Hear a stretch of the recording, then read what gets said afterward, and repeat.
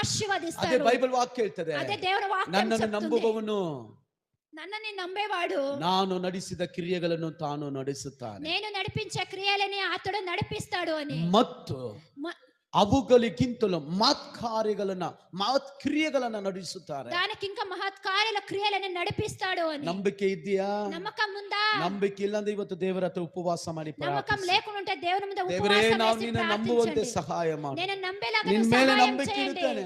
మీ పైన నమ్మకం పెడతాను. ಹಲ್ಲೆಲೂಯಾ.